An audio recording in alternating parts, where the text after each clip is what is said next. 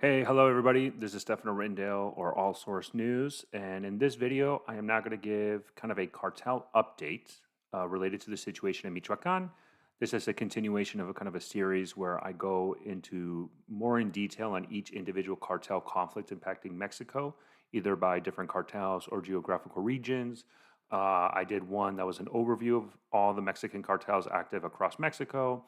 I did another one going into detail related to Sinaloa, another one in northeast Mexico, which is Tamaulipas and Nuevo León, and now I'm going to go into Michoacan. And one of the key things you're going to notice in Michoacan is there's a lot more actors in play and kind of explaining why the violence in Michoacan is so high. And I think it's an important conflict to go a little bit more into detail so there's kind of an understanding of what's going on in that state. But just like with the rest of the videos that I kind of start with, I'm still going to use SITREP to give you guys the latest kind of the in Michoacan, which you guys can see right here. And as you can see, there's two high alerts. For SITREP, high means high impact for the state of significant importance. Green is low, yellow is medium impact. And in the last 24 hours, we've had two major impacts in Michoacan. Really, these happened yesterday night. The first one, and I'll go into detail of these guys in a second when we go through the cartel map, is a key Viagra leader was detained in Michoacan by Mexican authorities. He goes by the name, his alias is El Taliban or the Taliban. Again, nothing to do or not affiliated in any way, shape, or form with the Taliban out of Afghanistan. Again, these Mexican cartels love to troll. There's actually a Taliban cartel in Zacatecas. I think they're pretty defunct. They haven't seen them in a while, but there was historically a Taliban cartel in Zacatecas. But again, nothing to do with the Taliban of Afghanistan. But a key member of Los Viagra cartel has been detained in Michoacan by the name of El Taliban, and he is kind of the right-hand man of El Botox, the Botox, who's the overall leader of kind of the Viagra cartels. And when we kind of go down here, you can kind of see the aspects and where Taliban kind of fit within the overall command architecture of the Viagra's cartel. So that was something that happened yesterday. And another one is conflict. We got some reporting last night. And one of the issues you're going to realize in Michoacan, ironically, I think a lot of people might think that a lot of the violence that happens is caught and reported extensively, or there's video footage. And to be honest, that's not always the case, specifically in Michoacan. A lot of times, the best you get is just one small report that might go out there from a local press agency that talks about it, and there's not much information. And that's something historically that happens across Mexico, but Michoacan specifically, where there's a lot of violence that simply just doesn't get reported unless you get small tidbits and you try to piece the evidence together and the reporting together to try to get a bigger picture. And this is a perfect example where rival cartel groups, and I'll use the active cartel map to kind of show who was involved, but they kind of fought near Apatzingan, Michoacan. This is a huge center of the violence in Michoacan. There's a lot of areas that see violence, but this is a key area where we also see a lot of Mexican security operations. And this violence kind of happened in the northern part of Michoacan. My suspicion, even though the reporting wasn't solidified and solid and we didn't really get that much information, is that this specific clash that occurred was between Carteles Unidos, or the United Cartel, and the Jalisco New Generation Cartel, because they're the predominant groups that are active in this area of Michoacan, and they fight regularly. And as you can see, kind of the communities that were impacted, and interestingly enough, which is now a really regular occurrence, not only for all of Mexico, but Michoacan specifically, is the use of drones dropping explosives devices was reported. And so this report came from a lot of civilian populations on social media highlighting this. We don't really have any drone footage. It happened in the middle of it, or drone footage, or any footages for that matter, any videos. And it kind of highlights the violence there. And this is kind of the events that happened. So again, two significant events in Michoacan specifically, as shown here. And now let's transition to active cartel maps in Mexico, where I have, as you guys can see here, Michoacan. And you can kind of see kind of all the different groups that are active in Michoacan, and kind of the violence there. So obviously the first one to highlight, as always, is the Jalisco New Generation Cartel. They're very much active around Michoacan and various areas of Michoacan and in Jalisco and the border areas. And they're a predominant group, and they have been involved in multiple offensives in Michoacan. The Jalisco New Generation Cartel really has made their presence known in Michoacan. It's a very important area that they want to control, a state they want to control, because of the access to the Pacific port And a lot of these remote areas in Michoacan are very lucrative for multitude of businesses, not only drug productions, but also even agriculture. Michoacan is one of the states that agriculture is very, very, very profitable for these cartels, and they leverage the local farmers that live in remote communities for extortion or using their agricultural products to then send to the United States. A perfect example of this is avocados. I've talked about this in a lot of YouTube episodes I've been on and podcasts and interviews. The New York Times had a phenomenal reporting a couple years ago highlighting how avocados in Michoacan are one of the most fought off products that they want because a lot of those then get sent into the United States. And the key thing about avocados is it's a legal product. Americans love avocados. We import avocados. And this is something that, generates a lot of money, and it doesn't take that much resources to send into the United States. They don't need smuggling routes. They don't need to buy, let's say, smuggle them through tunnels. These are legal ports of entry with all legal documents, but the cartels want the slice of the pie and they fight for avocados. And I'll go into detail about that in a second. But, between the drug trafficking routes, the drug production routes, these agriculture and more, Michoacan is very much fought after.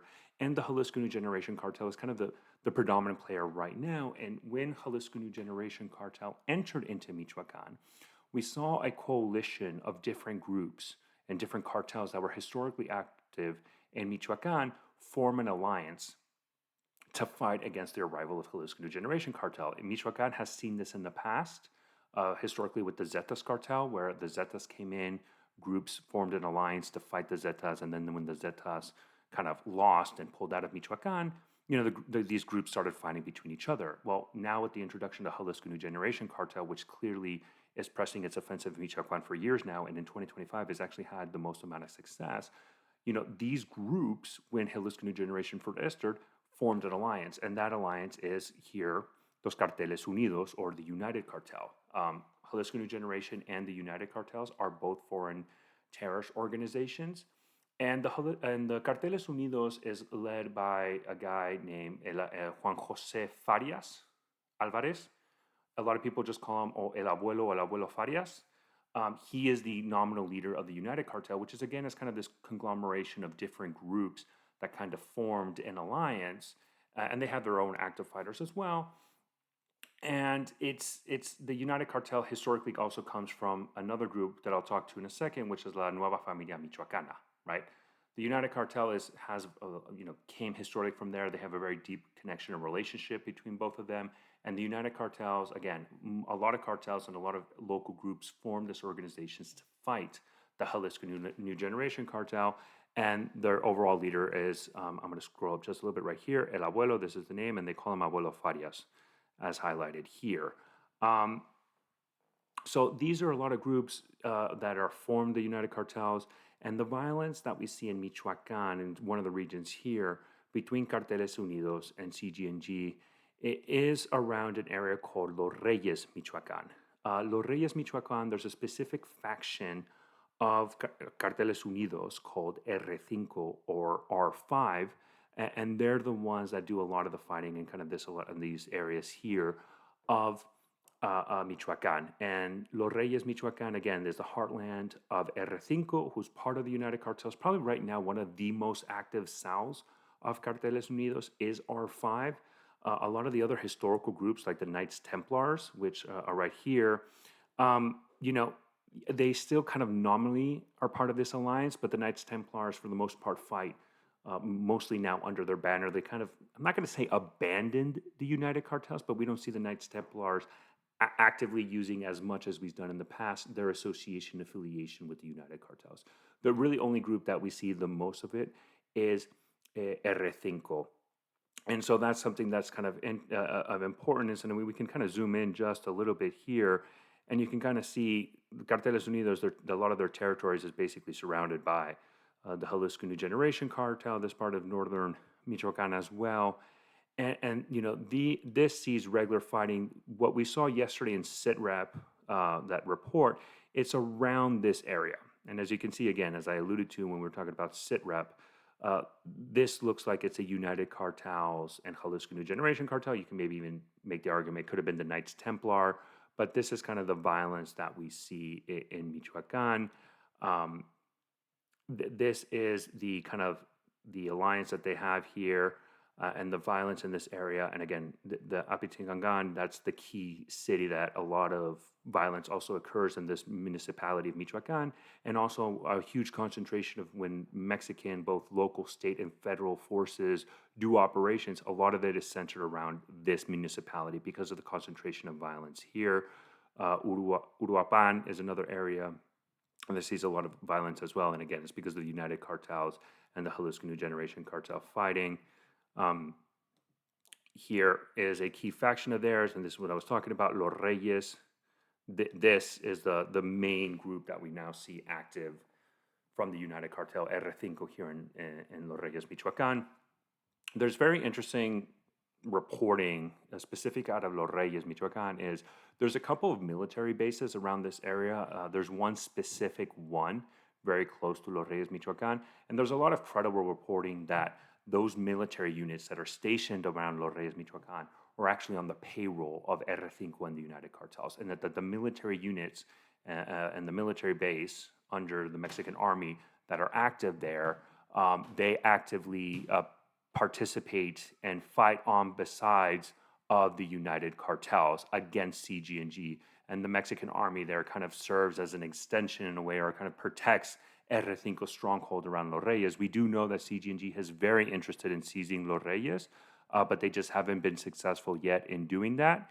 And so, but that's the situation around Los Reyes, Michoacan, that I think a lot of people should be aware of. Another group that I'd like to highlight before I go to La Nueva Familia Michoacana, that historically was part, not only the Knights Templar, but there was another group that historically belonged to the United Cartels. There was a key alliance of the United Cartels, and they're called Los Viagras, which is from the previous report that I was talking about, that you saw the key leader detained of them, called El Taliban, right? The Viagras cartel historically were part of the United Cartel, at least that alliance. They were a key component. Even the 2025 DEA Threat Intelligence Assessment highlighted the United Cartels and mentioned the Viagras cartel as a key component of the United Cartels. But one of the things I think is important to highlight is that the Viagras have a very intense conflict against the Knights Templar, a very, very, very intense conflict against them. And the Viagras Knight Templar conflict continues to expand and expand and expand. And that really caused a split within the United Cartel and this alliance between all these different groups in Michoacan to fight against CJNG. One of the groups that is part, that kind of is an extension of the Viagras, is another group called Blanco de Troya. The Blanco de Troya are basically allies. Some would even argue an extension of the Viagra cartel. And the Blanco de Troya and Viagras regularly fight against the Knights Templar. Now, as I mentioned, the Viagras used to be part of the United Cartels right here. But earlier this year, around June of 2025, we started to get very solid reporting that the Viagras cartels switched sides. And they've abandoned the United Cartels, and they've actually joined forces with the Jalisco New Generation Cartel. And a lot of the Jalisco New Generation Cartel offensives in Michoacan is being done in coordination with their allies, the Viagra cartels, right? A lot of the leaders of the Viagras cartel have died in the last couple of years, and there's some speculation that maybe with the loss of leadership of the Viagra cartel that happened, that was more, and the intensification of violence against the Knights Templars was what the Viagra cartel needed to switch from the United Cartel and now being allied with CJNG and launching offensives against La Carteles Unidos in this part of Michoacan. There were some reports early in January. They had the Viagra cartel and CJNG kind of had this already a named alliance, and they kind of called themselves a different name. But for all intents and purposes, it's the Viagra cartel and CJNG who are fighting the United Cartel, R5, and the Knights Templar in this part of Michoacan. But the Viagras switching from the historical base of the United Cartels to CJNG really emboldened CJNG a lot more so to conduct offensives in this part of Michoacan. And again, I mean, you could just see the different groups and all that, and how they're active. Kind of the last one I'd like to focus on, obviously, is La Familia Michoacana. La Familia Michoacana, as their name indicates, has always had a very strong presence inside of Michoacan. They kind of go all the way over to the copper.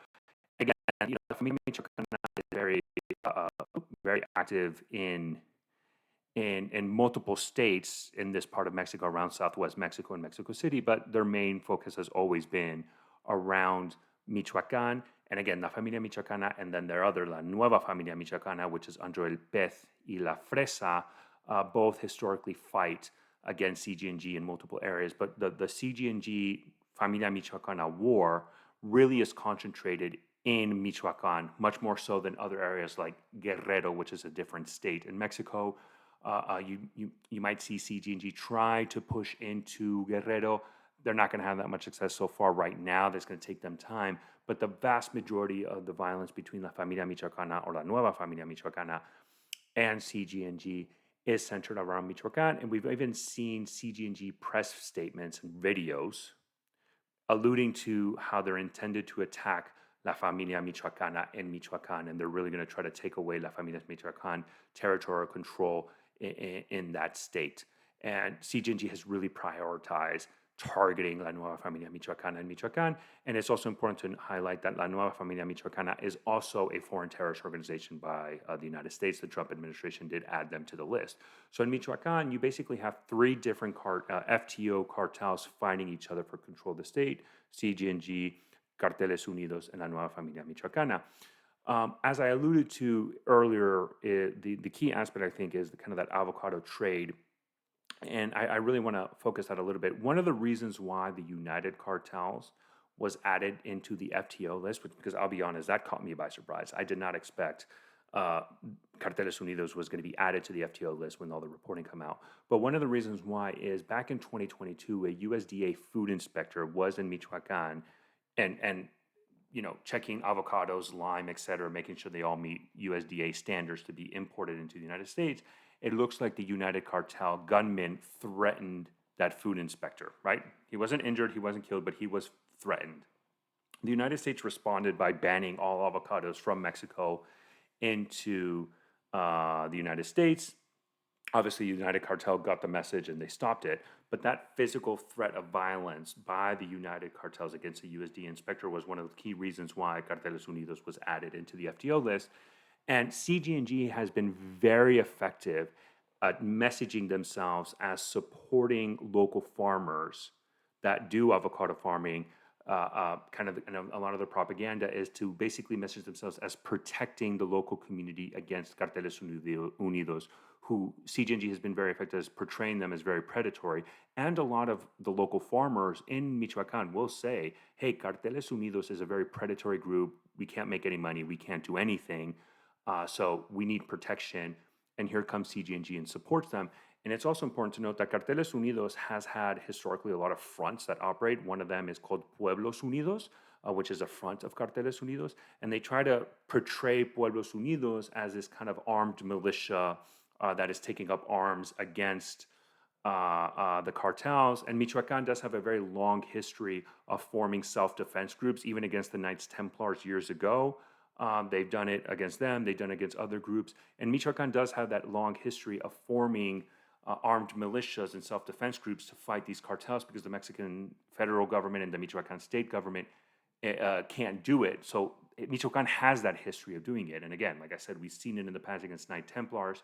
Carteles Unidos really tried to push that messaging as well with the creation of Pueblos Unidos. But for all intents and purposes, it's important to highlight that Pueblos Unidos is a front of Carteles Unidos, and Carteles Unidos is very well known to attack farmers who don't pay extortion fees in, let's say, lime and avocados that then are used to ship to the United States. And so CJNG comes in and provides that protection. And it's also important to note that it is well documented that Carteles Unidos, for a lot of it, as I highlighted that corruption case with the Mexican military, I've seen multiple videos of local, state, and federal forces fighting side by side with Carteles Unidos against CJNG. That's not to say that nobody in the Mexican government and Michoacan government targets members of Carteles Unidos. That obviously does happen. They do target them. But there's a lot more cooperation between Carteles Unidos and, Mexican state, local, and federal forces than with, let's say, with CJNG when they fight against CJNG. And so that also is a problem because a lot of then the local community views Carteles Unidos as predatory. They see the Mexican government support Carteles Unidos, and that's where CJNG is able to then leverage kind of the tensions that exist there.